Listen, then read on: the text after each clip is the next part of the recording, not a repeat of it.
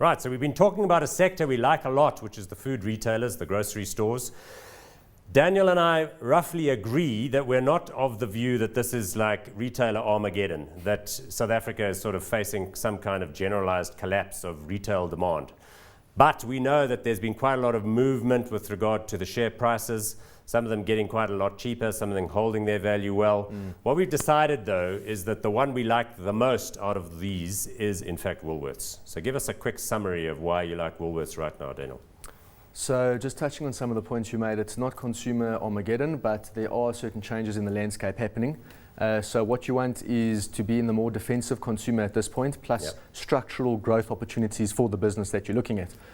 In the current climate, the more defensive consumer is the more upper income consumer. That's where the Woolies consumer shops. They're going to be less affected by the fuel price increases, by the electricity cost increases, etc. Right.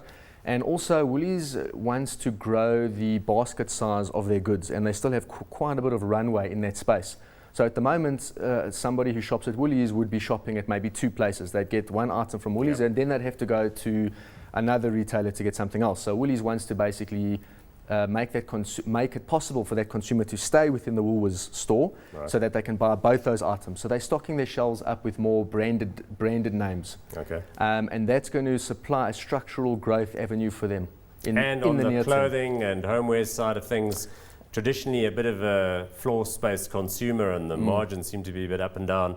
But under Ian Moyer's leadership, they really seem to be doing better at that, and at the same time knocking it out in Australia, which is a big market. Exactly. Clothing doing much better. Australia turning around. Plus, you've got that Australian currency, which at the moment to the rand, that's also going to be a bit of a nice kicker, not to be ignored. Because it's strengthening vis-a-vis the rand, so those profits over in Australia look even better here. Exactly. Okay, so at around 70 rand a share, that's it. We've got it in the portfolio, and here's the thing. I'm feeling so G'd up and energized by this positive boost that I'm going to, in fact, suggest we go and add to the Woolworths position we got in the portfolio.